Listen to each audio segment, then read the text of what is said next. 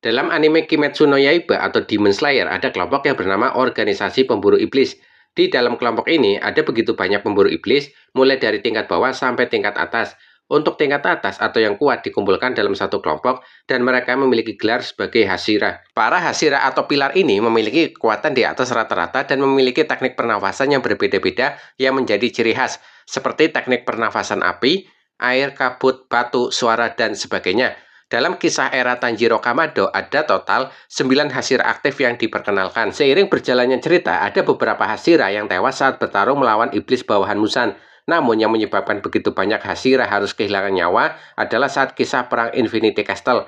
Begitu banyak Hashira yang menjadi korban, tepatnya 5 Hashira. Sampai cerita Kimetsu no Yaiba berakhir, hanya ada 3 Hashira yang masih bertahan hidup. Hashira yang dimaksud adalah formasi Hashira era Tanjiro, karena sebelum era Tanjiro, sudah ada banyak Hashira baik yang telah tewas atau sudah pensiun. Yang pertama adalah Hashira air, Gyu Tomioka. Dalam pertempuran akhir, dia bersama Tanjiro harus menghadapi iblis bulan atas nomor 3, Akaza. Kemudian, Gyu juga ikut serta dalam melawan Kibutsuji Muzan. Dia kehilangan lengan kanannya. Setelah pertempuran berakhir, dia bersama Sanemi menghadiri undangan keluarga Ubuyashiki, dan dia bersama Sanemi juga mendengar langsung bahwa organisasi pemburu iblis secara resmi dibubarkan. Kedua, Hashira angin, Sanemi Shinasugawa. Saat dia bertarung dengan iblis bulan atas nomor 1, dia mendapatkan luka yang cukup parah. Namun, dia berhasil bertahan hidup sampai pertarungan melawan Muzan. Akibat pertarungan akhir di Infinity Castle, dia kehilangan beberapa jari di tangan kanannya dan juga kehilangan gennya adik kandungnya. Dia bersama Gyu merupakan Hashira aktif yang masih bertahan sampai organisasi pemburu iblis dibubarkan. Ketiga, Hashira suara Tengen Uzui. Sebenarnya Uzui telah pensiun sebagai Hashira suara